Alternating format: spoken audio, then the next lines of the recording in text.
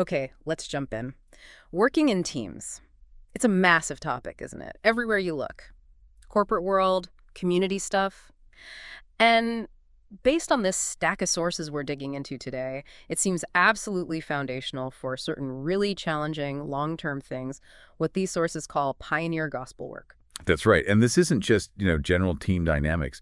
These sources are honing in specifically on how teams work, or maybe how they should work, in that very specific frontier missionary context. Exactly. So for this deep dive, a listener sent this material over. They wanted to understand why teams are seen as so vital for this kind of work. How they handle the messy parts, what actually makes them work well, and the big challenges too. Right. So our mission here is basically to sift through these sources, pull out the core ideas, the insights. Why teams? How do they develop? What does success look like? Yeah. Leadership issues, multicultural stuff, how they stay healthy. And we're really sticking just to what's in this material provided. Perfect. Let's start right there. Why the big emphasis on teams, especially for this pioneer work? The sources mentioned it feels kind of in vogue now, maybe more with younger folks than older ones, though they do say that might be a bit of a stereotype. Well, what really jumps out from these sources is the powerful biblical case they make. They actually call it the only model found in the New Testament for this type of expansive frontier gospel work. The only model. Wow, that's a big statement. It is. And they back it up. They show how the phrase, the work ergon, consistently means this mission. And the people doing it are always called fellow workers, synergoi. It's all plural, collective. And they give specific examples from the Bible? Oh, yeah. Jesus sending out the 12 and later the 70 others, specifically 2 by 2 pairs. And here's a really interesting detail from the sources. Every single named person involved in this pioneering work in the New Testament, maybe 30 or 40 names, every single one worked jointly with others. It wasn't like an occasional strategy. It was the pattern. Okay, so a strong biblical argument. What about the practical side? Why can't one person just do this alone? Is it really that hard? The sources are pretty blunt about it. Lone rangers. They typically don't achieve much that lasts. And maybe even more crucially, they really struggle just to keep going. This kind of work, it's isolating, it's difficult, sometimes dangerous. Makes sense. I mean, who do you turn to when things inevitably go sideways? Exactly. And think about Paul and Barnabas. They had that huge blow up, right? In Acts 15, they split up. But what did they both do immediately? They formed new teams. They didn't ditch the team idea itself. They just reformed. It shows the conviction in the model was deeper than just that one partnership. That's a powerful point. And it's not just about getting tasks done, is it? The sources talk about modeling something too. This is absolutely crucial. If the end goal is planting new communities of faith churches that live out biblical relationships, then the workers themselves have to be living examples of that. They need to actually experience and practice that community to model it authentically for new believers. How can you teach all those one another commands if you're isolated? It connects to that idea of imitating Paul, like in 1 Corinthians. The team itself should be kind of a living picture of the thing they're trying to build. So the team isn't just the factory making the product. It's also like a display model of the product itself. Precisely. It's the means, but also in a way it models the end. And the sources really highlight how teams help people stay focused, stay on task, and stay spiritually healthy in these really tough environments. Isolating, difficult, sometimes hostile places. They quote 2 Corinthians 4 about apostles being afflicted, perplexed, persecuted, struck down. And the material points out Paul uses we and us all through there. It suggests a shared burden and, crucially, a shared support system within the team during those hard times. That really resonates. It reminds me of that analogy they used about hitting a water pipe when you're fixing floorboards. Oh, yeah. That sudden chaos, water everywhere. You definitely want some friends around in that moment, right? People who can keep calm, help you figure out what to do. It's such a vivid picture of needing that immediate backup in a crisis. And there was that specific story, too, the really intense one about Hans and Karen in Africa. Yes, that example really drives it home. They were in this incredibly poor city facing just immense danger, attacks on workers, murder attempts. Someone got shot, a local leader was knifed, and Hans received death threats while Karen was back home dealing with a really difficult pregnancy. I mean, just imagine that pressure. Unbelievable. Right, but their team was there. The sources describe how the team rallied around them, gave them strength, counsel, encouragement.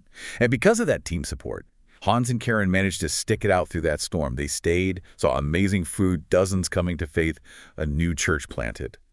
The stark point the source makes is, without that team, That work probably would just ended right there. It shows how vital community is for just persevering and ultimately seeing results in these hard places. Wow. Okay. So the why is deep. It's biblical. It's practical for survival. It's about modeling. It's about support. But teams aren't just formed and then they exist, right? The sources talk about stages they go through. They do. They bring in Rick Love's model, the 4 stages of team development, and they apply it specifically to these kinds of apostolic teams: forming, storming, norming, and performing. It's definitely a journey. Okay, walk us through that. Forming, that sounds like the nice beginning, the honeymoon. That's pretty much it, the initial stage. Expectations might be fuzzy. Interactions are often kind of polite, maybe a bit superficial. Everyone's finding their feet, trying to be agreeable. Then comes storming. Doesn't sound quite as pleasant. It's the unavoidable conflict stage, resistance. This is where differences really surface personalities, ideas about how things should be done. The team has to wrestle through it. And the sources make a key distinction here between healthy storming, the kind of necessary conflict that actually leads to growth, and unhealthy storming, which is just destructive. The goal is to navigate the healthy kind well. And where does this conflict usually pop up? What are the friction points? The sources flag 5 main areas. 1, character problems cropping up. 2, someone's gifts maybe not fitting the actual task. 3, clashes over authority or leadership. 4, people having different core visions or values for the work. And 5, just basic personality clashes or cultural misunderstandings. But here's the hopeful part they stress. If these things are tackled biblically, wisely, these potential stumbling blocks during storming can actually become the stepping stones needed for real performing later on. Ah, okay. So the struggle itself, if you navigate it right, actually builds the foundation. What comes after the storm, assuming you make it through? That leads into norming. This is where cohesion starts to build. The team begins to accept itself, warts and all. They figure out and establish norms, how they'll handle disagreements, how they'll make decisions, how they'll get tasks done. This happens because they got through the storming part. They start setting up routines, maybe regular meetings, and doing intentional team-building things, celebrations, affirming each other, retreats, even just having fun together. So you figure out your rhythm, how to actually function as a group. Exactly. You build the working structure, the habits. But the sources emphasize norming is like a necessary bridge. It's not the destination. It's the transition to the final stage. Which is performing, the goal. Yeah. A payoff stage, they call it. That's it. Because they've built those relationships, worked out the structure, solidified their purpose through those earlier, often bumpy stages. Now the team can really focus its energy effectively on the mission, on the task at hand, those stumbling blocks from storming. Ideally, they become the solid ground the team stands on to actually perform the work. Okay, so fuzzy start, messy middle, building the framework, and then finally getting the job done. That feels like a pretty natural group process. Now, the sources don't just describe this journey. They offer some really practical advice. 8 keys, they call them, for building a successful team in this specific context. Yes, these are really grounded, practical takeaways from experience. First one up, team leadership. What's the essence of that? The material really stresses meeting leaders who are strong, but also secure and gracious. Maturity matters, and having some kind of track record, even if it's initially from back home. A key point they make: insecurity in a leader, that can make the whole team just drift. The leader's role needs to be super clear, everyone needs to understand it, and accountability is huge for the leader and for everyone else. Leaders also have to learn to be what they call graciously firm in holding the line on team standards. So the leader's character, their clarity, their security, it's fundamental. What about support for that leader? Are they just supposed to handle it all? No, and that's the second key. Oversight and coaching from outside. The leader shouldn't be an island. They really need someone outside the immediate team, an outside pair of eyes, for accountability, for encouragement, for help thinking through tricky situations. This external support is seen as vital for the leader's own health and their ability to lead well long term. Leader quality, leader support. Got it. Okay, let's talk about who actually ends up on the team. Key number 3. Careful recruiting. And the sources give a pretty strong warning here. Basically, don't just take anyone who manages to raise financial support or, as one source bluntly puts it, has a pulse. While recognizing teams have diverse people and are places for growth, the sources pose 2 critical questions for recruitment. 1, what's the minimum level of maturity needed, especially in relationships and being able to work under authority? And 2, what prior ministry track record is necessary, particularly for the core things the team will be doing, like sharing faith or teaching. So it's not meant to be like remedial training for basic spiritual life or ministry 101. There's an expected baseline. Exactly. The sources warn that if a team gets constantly bogged down dealing with deep character issues, it can become like a spiritual hospital focused inward, and very little external work gets done.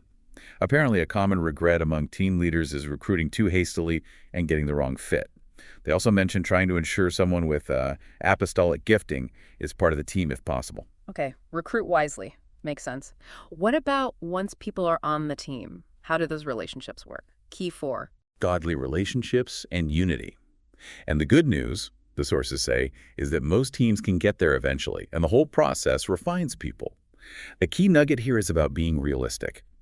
People have flaws, habits that irritate. One piece of advice is pretty direct: get used to it. And crucially, learning when and how to bring up offenses biblically is absolutely essential. They specifically recommend Rick Love's Peacemaking Manual for practical help with that. Accept reality. Learn to handle conflict well. Okay. But what if, despite best efforts, someone just really isn't working out on the team? That brings us straight to key number 5, being willing to change the makeup. Sometimes members leaving is necessary and okay. Maybe they realize it's not the right fit. Maybe God calls them elsewhere. The Paul-Barnabas split is mentioned again. They separated, but both went on to do good work with new partners. The really tough scenario, though, is when a leader has to confront someone about serious ongoing issues and potentially ask them to leave for the sake of the team's health and mission, and frankly, for that individual's own good, too. And the sources provide a story about that, a cautionary tale. Yes, the story of Jerry and Frank. Jerry, the leader, was incredibly patient, spent years trying to navigate deep disagreements with Frank over the team's direction, leadership style, core values. But Frank just wasn't willing to follow Jerry's lead. Because Jerry kept avoiding the really hard conversation, the team essentially stalled out. They saw minimal fruit for about 6 years before the whole thing kind of disintegrated. It's a stark example of the cost of not making necessary changes to the team. Wow, that really highlights the need for courage and timely action from leadership sometimes. Okay, number 6, keep the focus on the ministry. This tackles the flip side of team conflict, what one source calls too much coziness. This is when a team gets overly focused inward on itself, trying to be the perfect team, having amazing internal community, becoming a cozy club, instead of staying relentlessly focused on the outward mission-planting churches in this context. The team accidentally becomes the main thing instead of the tool to achieve the main thing. Exactly. The sources are really strong on this. The team is a means to the end. Church planting, it's not the end in itself. They use an example of a team in Cairo. Started with 5 couples, but their focus got scattered. Some doing humanitarian aid, some working with existing Christians, some doing media instead of their shared core mission of reaching the majority unreached group there. They lost that sharp focus, and as a result, they lost their cohesion as a church planting team. One source even questions the title team leader, suggesting it can be misleading if it implies the job is just leading the team when the real job is leading the team to plant churches. That's a really critical distinction. It all comes back to having a super clear shared purpose. Which flows right into key number 7, oneness of ministry objectives. A real team isn't just, a bunch of independent contractors sharing an office. It's members who have a clear, unified vision and are actually working together towards that common goal. Every activity needs to fit into that shared vision, be subordinate to it. The Cairo team example, lacking that unified objective, is cited again here as what not to do. Got it. Everyone pulling the oars in the same direction, aiming for the same shore.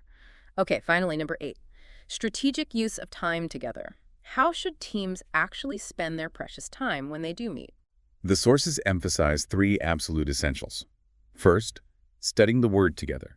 They say this builds teamness, it fosters unity around God's perspective, it shapes a common ministry philosophy, and it encourages mutual submission to Scripture. Second, praying together.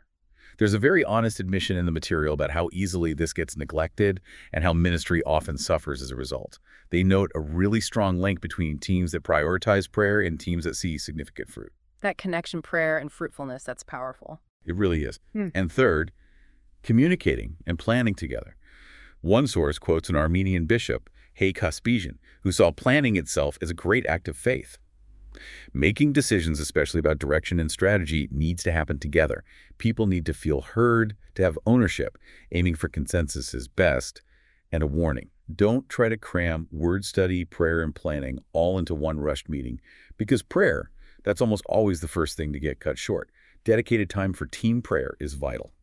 Okay, so intentional time in the Word, dedicated time for prayer, focused time for communication and planning. Wow, those 8 Ps together really paint a picture of what goes into a healthy, effective team. Yeah, they cover a lot of ground: leadership, recruitment, relationships, focus, how you actually spend your time together. It's quite comprehensive. All right, moving into some of the kind of nuts and bolts of actually forming a team. The sources mention practical tools, a vision and strategy paper, VSP, and a memo of understanding, MOU. What's the thinking behind using these? These are all about getting clarity right at the start. The VSP helps a potential leader really think through and write down their vision, their strategy, who they're trying to reach, their approach. It creates clarity for everyone, the sending agency, supporters, and, crucially, people thinking about joining the team. The MOU goes a step further. It details things like how the team leader intends to lead, expectations for life and work on the field, how the team will function day to day. And the benefit of doing all that paperwork up front. The key insight is that these documents help minimize nasty surprises and conflicting expectations down the road. The sources are really direct here, is saying something like mismatched expectations is perhaps the #1 cause of conflict on the field. So getting it all down on paper helps everyone get on the same page from day one. That makes total sense. Managing expectations is huge in any group effort. Now, a question that always seems to spark debate: team size. And the sources have a rather provocative statement about this. They do.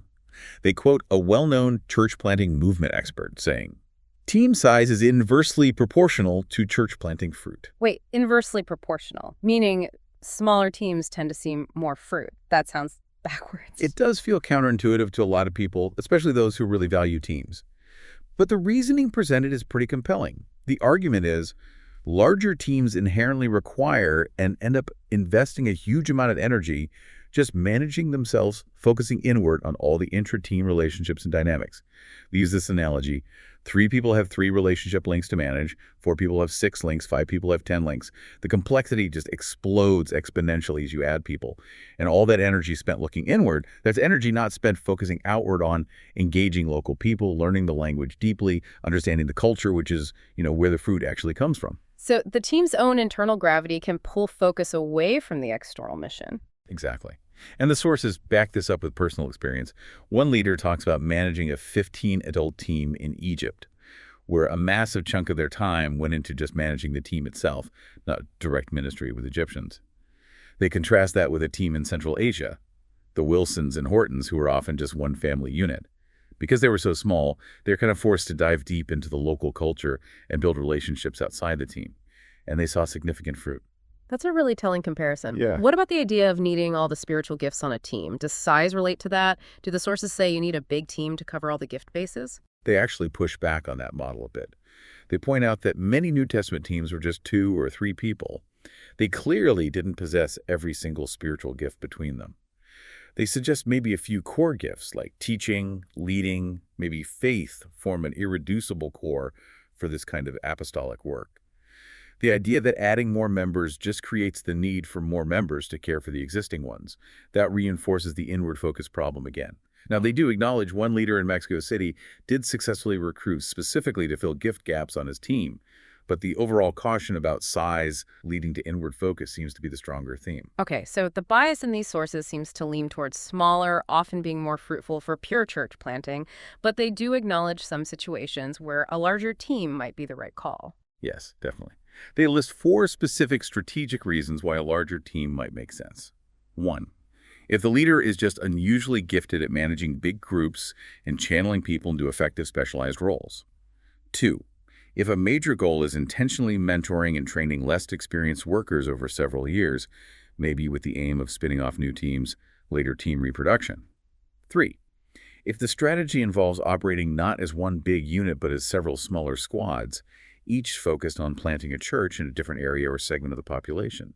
And 4, if there's a necessary large-scale humanitarian project that requires a lot of outside personnel and the church planting team is sort of embedded within that larger structure. Okay, so valid reasons based on leadership capacity, training goals, specific structure, maybe linked projects.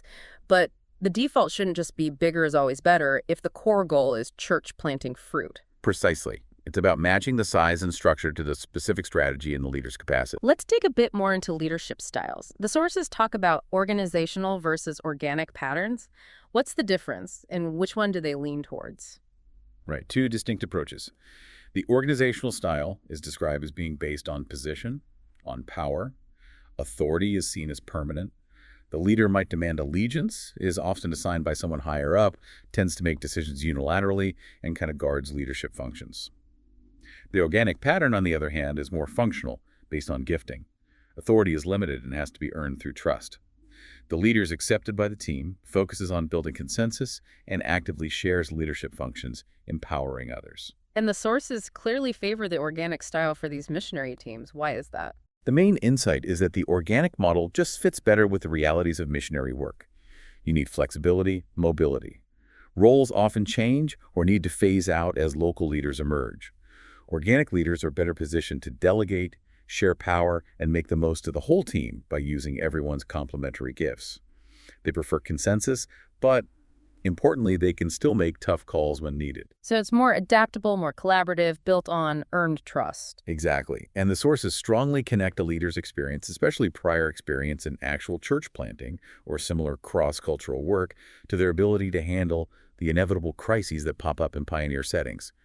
Apparently, teams form better and trust is higher when they gather around a leader who's already been there, done that. They also mentioned some research by someone named Venugopal about effective versus ineffective teams. Yeah, that research really reinforces a lot of what we've been talking about. Ineffective teams. They often skipped the crucial step of discussing expectations up front. Their leadership was either too authoritarian or way too hands-off, laissez-faire. Communication was poor, and they didn't really try for consensus. Effective teams, on the other hand, they had clarity on expectations. Leadership struck a balance between providing direction and encouraging participation, and they actively promoted team prayer. Those findings really echo the keys we discussed earlier. How do the sources break down the main functions of this preferred organic leader? They list 4 key functions, drawing parallels to how Paul seemed to operate with his teams. First, coordinating, making sure everyone's gifts are being used well together. Second, delegating, assigning major areas of responsibility. Third, equipping, actively training and mentoring team members. And fourth, directing, assigning specific tasks and holding people accountable for getting them done. Coordinating, delegating, equipping, directing sounds like a full plate. What kind of person does it take? The list of qualifications seems pretty long. It's definitely a high bar. Leaders need to be spiritually mature, meeting the kind of qualifications you'd look for in church elders. Humble, servant-hearted, not lording authority over people like Paul says in 2 Corinthians. Yet, they also can't be afraid to actually exercise authority when it's needed. They need a clear sense of calling, mission, vision, kind of an entrepreneurial, visionary streak. Prayerful, obviously. Good team-building skills, hardworking, patient, perseverant. And they need to understand the context well. Absolutely crucial. Deep understanding of the target culture and the specific task is vital. Prior ministry experience among that specific people group is highly preferred. They need self-awareness about their own gifts and then intentionally recruit people with complementary gifts who will also be loyal and stick through the tough stuff. Yeah. And fundamentally, they have to believe in synergy, that core conviction, like from Ecclesiastes, that the team working together really can accomplish much more than individuals working alone. That is a demanding profile, but it makes sense given the stakes and the challenges. Now, something that's increasingly common today. Multicultural teams. The sources tackle this, outlining the good and the bad.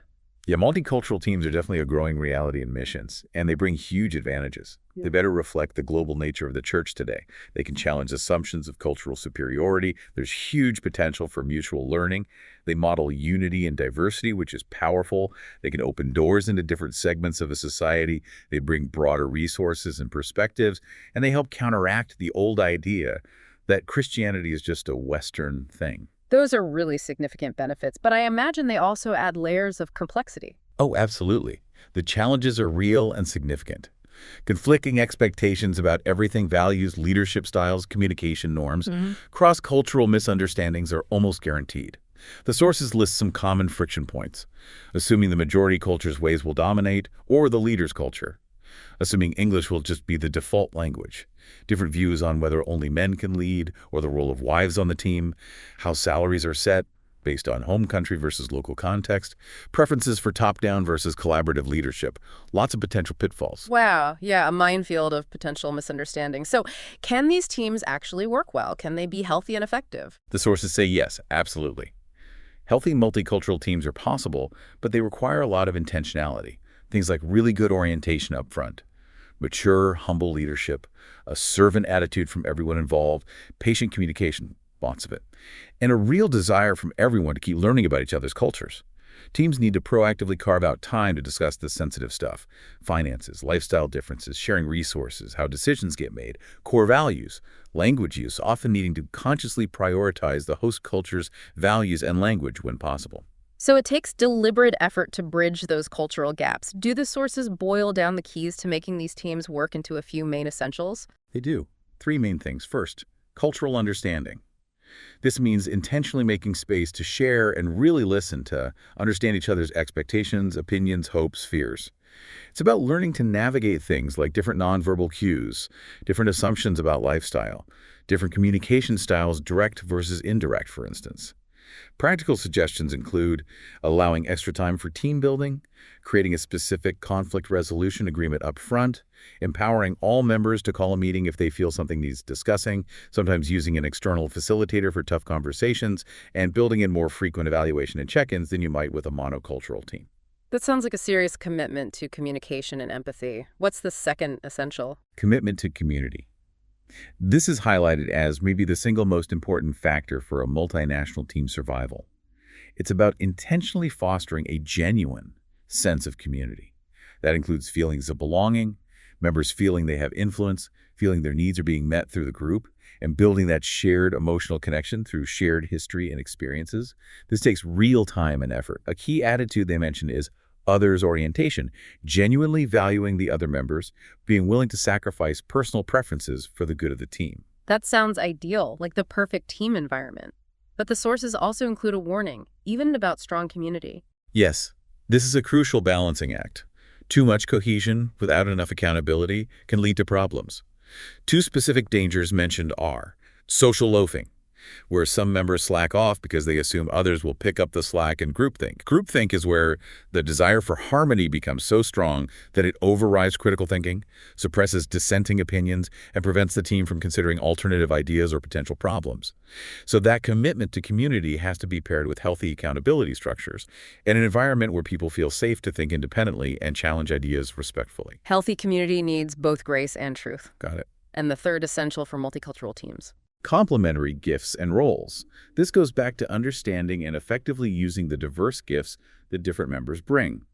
While everyone might share some common tasks, like basic evangelism, people's primary role should ideally align with their specific gifting. They reiterate the importance of recruiting with needed gifts in mind. The sources talk about aiming for an optimal constellation of gifts on a team, while also acknowledging that ultimately God puts teams together based on the specific needs of the situation. Okay, so multicultural teams. Complex, yes, but potentially very rewarding. And the keys are intentional cultural understanding, deep commitment to community with accountability, and leveraging those diverse gifts. It really boils down to being proactive, patient, and gracious in navigating those extra layers of difference.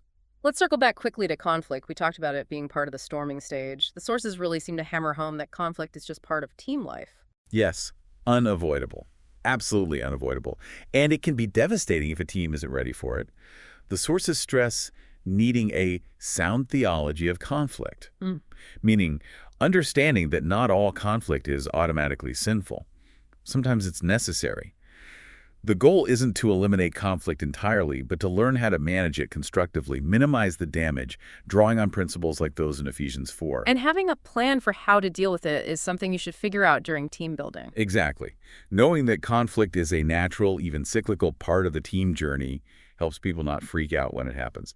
And yes, proactively developing a conflict resolution plan during that initial team building phase is presented as really key. That leads nicely into the idea of structured team building itself. How do the sources describe that process? What should it look like? They recommend setting aside a specific structured period, maybe 3 to 6 months, where the main focus is building relationships and making plans together, rather than jumping straight into full-blown ministry activities. This could happen before going to the field or right upon arrival, but the preferred model seems to be doing it on the field, maybe after some initial language and culture learning, and ideally centering it around an experienced church planter. Having a mentor or a facilitator guide this process is often really helpful. And what are the main goals during this dedicated team building time? What are you trying to achieve? The sources list quite a few objectives. Things like really getting to know, accept, and trust each other on a deeper level, clarifying that shared mission and vision, studying the target people group together, agreeing on core team values, commitments, and goals, making conflict feel safer by agreeing on how you'll handle it, identifying everyone's gifts and potential roles, creating space for people to share their dreams, fears, and expectations openly, agreeing on the practical stuff, meeting schedules, decision-making processes, allowing anyone who is clearly not a good fit to leave gracefully during this phase, defining initial responsibilities, and, crucially, making a mutual commitment to God and each other to love, support, and work together. Wow, that sounds like an incredibly foundational period, like building the basement and frame of the house before you try to live in it. That's a good way to put it. The argument is that investing this time up front to solidify relationships and clarify goals leads to greater joy in the long run, provides a much better model of community for locals to see, and actually increases productivity later on. Using those MOUs helps tailor this process to each unique team. But there's also a warning about letting this team-building phase drag on for too long. Oh, what's the danger if it goes on too long? The team can end up lagging behind in language learning and cultural adaptation. And critically, they can delay building real relationships with local people for too long. The team can become too inward-looking, too much of a bubble. Then, when they finally do engage more fully, it can feel overwhelming to new local believers. Or it can inadvertently create a sense that this new church thing is fundamentally foreign, making locals feel like they aren't really needed or central. The sources suggest it's often better to start some initial church planting efforts and build friendships with locals simultaneously with the team building, rather than putting all external engagement on hold until the team feels perfectly formed internally. Okay, so it's a balance. Intentional internal work is vital, but it needs to be integrated with engaging the external reality right from the start, or close to it. All right, we have covered so much ground. The why of teams, the stages they go through, keys to success, formation details, leadership, multicultural dynamics, handling conflict. Okay. How do teams keep this health going for the long haul? What about maintenance? Yeah, sustained health isn't automatic. It definitely requires ongoing, intentional effort. The sources emphasize that healthy teams maintain supportive relationships and have those complementary roles working well. The leader has a primary role as the guardian of team health, but really all the members share responsibility for gauging it and strengthening it. They outline 4 main types of intentional team maintenance activities. Okay, what's the first type? Regular team meetings. The recommendation is maybe 2 to 4 times a month. These are for the essential check-ins, sharing personal updates, praying together, discussing ongoing issues, and coordinating upcoming plans and activities. The basic routine points of connection. Second type. Special family gatherings. These should happen several times a year. And the key rule here is no business. These are purely for fellowship, having fun together, building those personal bonds. This is especially important, the sources note, for team members who are far away from their own extended families. Dedicated time just to be friends, be family. Got it. Third type of maintenance. Team retreats. At least once a year, maybe more. These are for the bigger picture stuff. Assessing how things are going overall, doing longer-range planning, celebrating successes and milestones, reviewing the health of relationships and productivity, planning vacation time, tackling more sensitive issues in a focused environment, integrating new members well, and maybe doing some specific team training. Like a strategic annual checkup and relational tune-up. And the final type of maintenance they mention. Individual visits with team families or members, done by the leader as needed. This means the leader intentionally meets privately with couples or single members on the team. This is seen as a really vital way for the leader to get a personal read on how each person is really doing, to hear concerns they might not voice in a group, to offer specific affirmation, and just to get a feel for underlying team dynamics that might be harder to see in the group setting. Regular meetings, purely social time, annual retreats, and individual leader check-ins.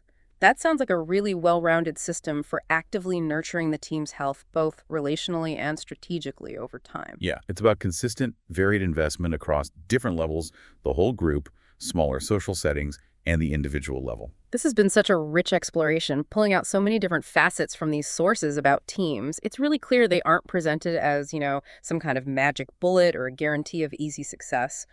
But they do seem to be presented as a necessary and often powerful way God works. Yeah, they're definitely framed as God's primary vehicle, his chosen method for accomplishing this kind of challenging, multiplying work, despite all the inherent difficulties and potential pitfalls. And the sources kind of wrap things up by offering a concise summary, don't they? Boiling down the most critical factors for a team to be both healthy and productive. They do. They distill it down to 5 essential things. 1, a clear, common purpose everyone buys into.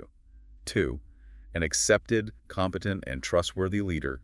3, a satisfactory level of community and healthy relationships among the members. 4, a functional division of labor that actually uses people's gifts well. And 5, clear agreement on how the team will actually work together, make decisions, handle conflict, etc. Common purpose, good leader, good relationships, clear roles, agreed upon process. Those feel like really solid takeaways. This material paints such a detailed picture, from the deep why all the way to the practical how. There's certainly a lot there to chew on. It really is. And it leaves you with a final thought, doesn't it? Given how honestly these sources talk about the difficulties, the conflict, the potential for real pain, the ways teams can go wrong, why is it still presented as the indispensable model for this incredibly high-stakes, challenging work? What does that insistence tell us? Maybe not just about the effectiveness of teams, but perhaps about the very nature of the mission itself, and maybe even the nature of the God who calls people into it together. That's definitely a question worth pondering. Yeah. And maybe for you, the listener, it's worth thinking about how these principles we've unpacked today, about navigating conflict, about managing expectations, about building real community, the importance of that shared purpose, how might those apply in the groups you're part of, whether that's your family or your team at work or maybe a volunteer group in your community. The dynamics of healthy and unhealthy team life, they really do show up in all sorts of places. Powerful thoughts to end with. That wraps up this deep dive.